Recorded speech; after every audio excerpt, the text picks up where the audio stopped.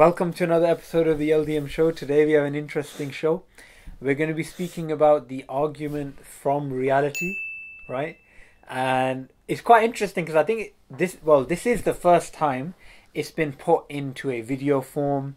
I mean, similar ideas to this have been discussed previously, but you know, it pretty much originated this morning anyway. Well, in the form that we put it in. You put it in. So, yeah, sure. The argument basically is this. What we're trying to show is more than an argument. What we're trying to show is that when you take certain realities that exist and you put them one on top of the other and you look at each one from an atheistic perspective and a theistic perspective, what you would see is that theism explains these realities much more adequately than atheism does or probably can ever do, right? And what I'm trying to say is this, that for example, let's take a few realities that exist. We're calling them realities, but what we're talking about is, for example, consciousness. Mm-hmm. Take morality, yeah, another one. Take the origins of the universe, objective morality. Take the origins of the universe. Take the design that's present in the universe, which Dawkins called is the appearance of design. Illusion. But either way, there's the appearance of design or design present. I would like to go with the latter, that there is design present, and that's what empirical evidence is suggesting. If it looks like a horse, it is a horse. Exactly. Now you can say, well, it's a donkey in disguise, but that's an irrational claim in itself. Do you see the point? Sure. I mean. So you covered the four. That's a non-empirical. That's almost like a hypothetical scenario. You know, I had a dream last night. This horse is not a horse; it's a donkey. But anyway, okay. without going off topic, yeah. The point is you have these realities, right? You have consciousness, origins of the universe, because the universe came into existence. You have the design that's apparent in the universe that we live in. We have the objective morality, which we hopefully most people agree exists. And we also have the innate belief in a creator. The innate belief, which again research is suggesting that there is this innate disposition to believe in a creator. Okay. Now, obviously, people are trying explaining away through evolution, but the point is that it's there. That's what the main point is. It's not that how we explain it. That's what we're going to try doing now. So when you look at these things and you put them one on top of the other, now let's observe these realities from a theistic perspective. What is the answer to these things? Okay. Take something like consciousness. Take consciousness.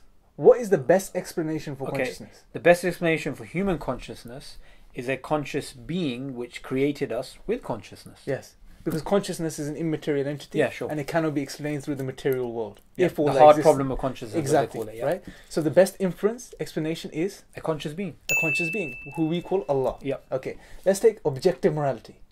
Yeah. We've grilled this argument several times. But just to recap, you cannot claim objective moral values and duties exist in the absence of God. Yep. In a nutshell. So God is the best explanation of objective so again, morality. What is the best inference, the best explanation for morality? Objective morality? A creator. Allah. Yeah. Right? Let's take the origins of the universe. What is the best explanation? Something come from nothing. Doesn't work. And there's videos that the viewers can go and watch that we've covered these arguments in depth. Sure. Where we show it's not God of the gaps. We're not squeezing God into a gap that's just there or it's apparent. We're using our intellects, our reason and ability to reason to come to the conclusion that God is the best inference. An uncreated cause is the best inference for the beginning origins of the universe. So that's basically the third, yeah. Third.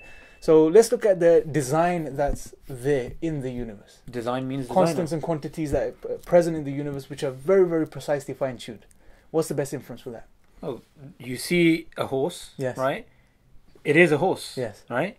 You see a table, you know that it must have come from a carpenter. Yes. It's just a simple inference. Yes. So rather than saying the illusion of design or there is no designer, the designed universe gives you the best explanation as a designer. Allah. Again. Yep. So what we can see is when we look at just these few realities, and there's many. There's the innate belief in it. Innate belief, again. As the Prophet ﷺ said, that every child is born on the fitrah. It's his parents that take him away off that pure track. The fitrah you need to define for the... Fitrah meaning an innate disposition, this innate belief we have to recognize Allah and to follow as our Lord and our Master. As our Lord and Master and His oneness. It's very innate, it's natural within us. The people whose hearts are somewhat sound and awake to this reality, who think and ponder. Sure, so the best explanation of these 5 things... Yes. These 5. We're not going into. There's many. And this is reality. Yes, this is. These are realities. You can't deny these realities, right? These things are there. They're actual. So the best explanation or best inference is Allah from a theistic perspective, and it's not God of the gaps as we've shown. There's good reasons, right? And we again go to the other LDM shows that people can go and they can check out where we break down these arguments and show why it's not God of the gaps but the best inference. Oh, what does atheism explain then? Now this is where it gets interesting. observe these realities from the spectacles of atheism, if you like, yeah? So let's take the origins of the universe. From atheism, what does atheism tell us? Where did the universe, what was the origins of the universe? Where did it come from? Well, they'll say it came by nothing, or, you know, it was always there, something like this. We're not sure, but maybe ... Yeah. Okay, so let's move on. Morality, objective moral values and duties. They would say they either don't exist, Yes. which would make them sound ridiculous, Yes. or if they do try and say they exist, they'll say moral relativism, something like, not moral realism, sorry, it's just there and that's it. Yes. But So again, we don't know. Yeah. If you're saying objective morality exists, there's no explanation. Yep. Let's look at the design, apparent design of the universe, as Dawkins says. okay, they'll try and say this is actually not a horse, it's actually a donkey that looks Yeah. like a horse. They'll try and say it's an illusion Yes. of design. To deny that there is the design Yeah, there. sure. Because again, the best explanation would be a designer. Yeah, and Right. for anyone watching out there, the reference for that is the Richard Dawkins book Yes. about the illusion of Yes. design. Yep. So, we've covered pretty much all of them, I think. Haven't we? Consciousness? Consciousness. Let's go consciousness. Okay, you'd either have people denying consciousness, Yes. that we have this third person experience. It's an illusion, basically. Yeah. Or they'll basically say, you know, science will one day find out, but this is an immaterial reality. We don't know, but maybe ... Again, Sure. right? Now, innate disposition, this innate belief that children naturally and rapidly develop as children, that belief in a supreme being, a supernatural power, Sure. a creator. I've seen atheists normally just try and deny that. Yes. They'll say, "Oh, no, this thing doesn't actually exist." And when they do actually see reasons for it, then they'll say, "Well, you know, human beings believe all kind of things and blah blah blah." So that's probably the best sort of counter argument they'll have to that. So what we've basically seen is that when we observe these realities from atheism, the answer is pretty much, we don't know, or maybe it's this, maybe it's that, ... right? There's no real explanation when it comes Well, to actually, this. there's no explanation for immaterial things. Exactly. And But wait, just to cut Yes. you off, there is something that they generally say when it comes to all five. When it Yes. comes to the origin of the universe, Mm. when it comes to consciousness, the hard problem of consciousness, when it comes to innate belief in a creator, when it comes to the illusion of design or the designed universe, or when it comes to, what was the fifth one? I completely forgot. Objective morality. Yes. They'll say science will one day explain it. explain why science won't explain it. Okay. Science, and you know, I really don't want to break people's hearts here, especially the people who seem to have hijacked science, right? These atheists who seem to think they own science. Science is a method based on induction, Yes. and it deals with observable realities, right? And it is something which is limited. So anyone who studies the philosophy of science understands that there's many things the scientific method cannot prove, such as mathematical and logical truths, but we still hold them to be true. So science, when it comes to immaterial realities, such as the ones that we're speaking of, concepts, it has no say. It's like using binoculars to try and find out what's inside a cell. Yes. The binoculars itself are limited. So just like in the same way, science is a limited method to try and apply it to things like morality, objective morality, Consciousness, origins of the universe, Exactly. metaphysical claims. It's not going to work. It's not going to work, even though, you know, Right. they try to. And we're not having a dig at science. Science is a good method, but it has its limitations. Yeah, right? and it's not owned by the atheists because Yes. they, you know, the founders of science were theists. Yes. They were Christians in medieval Europe. They were Muslims in the Islamic world. I mean, atheists just have come along after hundreds of years and Yes.